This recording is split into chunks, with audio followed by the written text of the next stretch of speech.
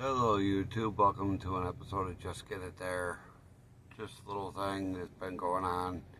Some things that I'm going to talk about. I'm going to talk a little bit about GP Transco, and yes, I am still working for GP Transco. But I've been running around, running non-stop. For the past several weeks, I went home for a couple days, came back. Now I'm getting ready to go home again, but so I'm going to talk a little bit about GP. If you're interested in coming here, I just want to give you a little heads up. GP Transco is reliant on a lot of AI technology, and they are going to be pushing for what they call eSmart.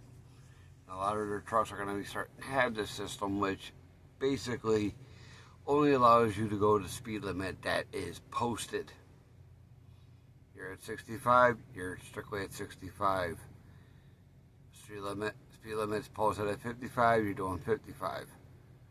You're on local roads, whatever the posted speed limit is what you're going to do. Our trucks are mainly, well, at least my truck is mainly geared or governed at 67 on the cruise and 65 on the pedal. Now, with that being said,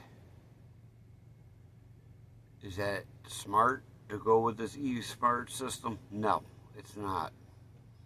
Because if traffic is moving and going at a decent pace, where cars will obviously go faster, and trucks go whatever they can go at their governed speed, limiting a truck or anybody like that is highly dangerous.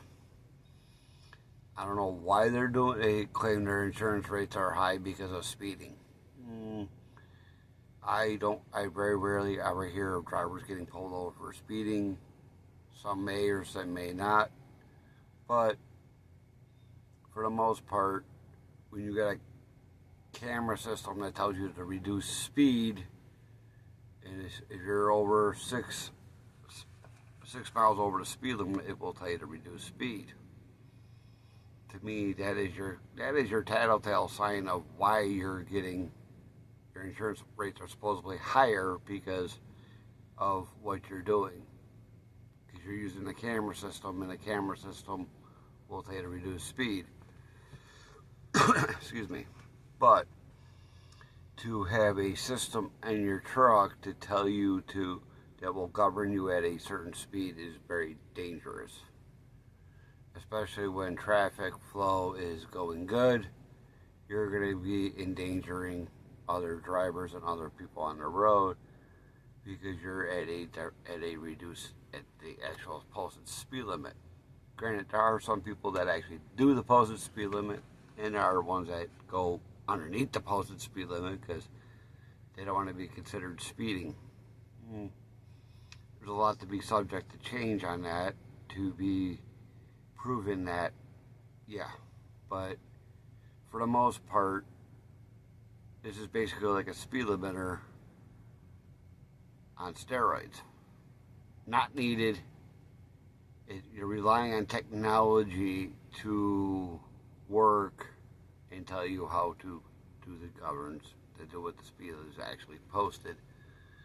No cars have this system that I'm aware of. I know they can govern cars just like they can govern these trucks. But most people don't. Unless they're a business, then they govern them at a certain speed for obvious reasons. And then there's the ones that actually have what they say is governed by GPS. The problem is GPS systems fail. And if you don't believe me, I gotta look at your logs, because you're a truck driver, you gotta deal with the ELD. There's a lot of times where ELD kept telling me I was in a spot where I wasn't. Especially when I logged out to take my truck in the shop. One time, logged out of my truck, went to go log back into it. Told me I wish I should have put this on video, where the ELD told me that I was nowhere near that truck, but I was sitting in the truck. Welcome to technology. We need to stop relying on it. Technology needs to be improved before you can. You want to test it with guinea pigs? Go ahead. Don't test it in the real world with real life, with people in real lives. If you want to test it, take it out on, find a track in areas where you can test it. So this company is turning into AI, and I've been put into a couple situations where they're arguing with. I had planners and everybody else arguing with me when I told them I can't do something or I can't get into where they wanted me to go. They all can use Google Maps to figure this out. When they send you loads and all that, one place I went that I was supposed to pick up was in New Jersey, where they wanted me to go pick up a load and then take it to Indiana. Now, mind you, I had 5 hours on my clock. Load picked up in Jersey, live load, and went to Indiana the next day at 5 o'clock in the afternoon.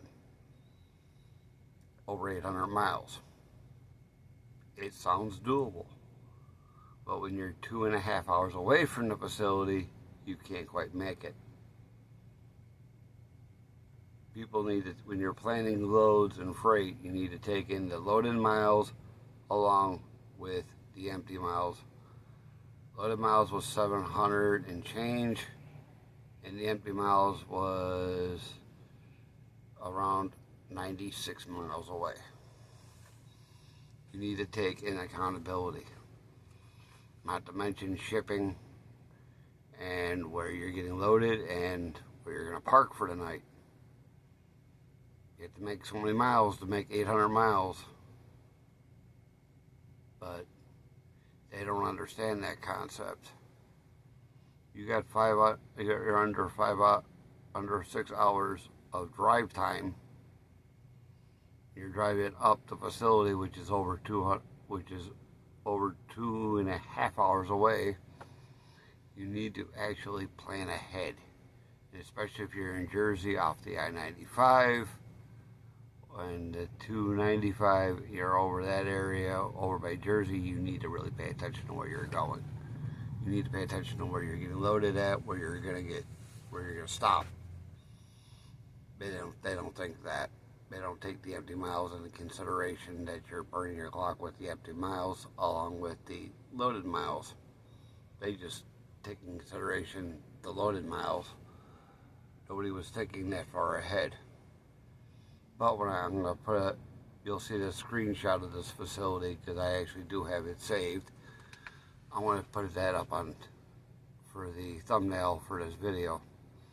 But anyways, in the previous videos that I did just a couple hours ago, depending on which video you watch, if you watch this or you watch the other two that I did, was pretty much talking about, it was CATScale. I did a short video on CATScale actually doing their job and showing how they calibrated and what they were doing. I couldn't stay there and video it because I didn't have permission. I just gave you a quick glimpse of what they do. And the other thing is about all these other trucks, the different manufacturers between Kenworth, Freightliner, International, and I think I threw a few Volvos in there just for the fun of it. But everybody calls safety, and what I call safety. The reason why I like Kenworth is because they got the emergency escape windows to get out. Peterbilt has them the same way, depending on how you order the truck. International has 2 big windows on each side of the truck. You can just kick them right out. Freightliner has these small little tiny windows. Sometimes you just get a little bit of fun to look at. But yeah, this is pretty much what I've been up to, is just dealing with this. So if you have any questions, comments, please leave comments. Like, share, subscribe.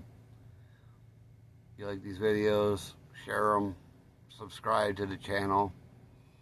Doesn't cost you anything, it's free. But like to see this stuff, if you want me to talk about something else, if you have other questions, feel free to leave comments. I'll get back to you. It may take a little bit, but I will get back to you. But until the next video, bye for now.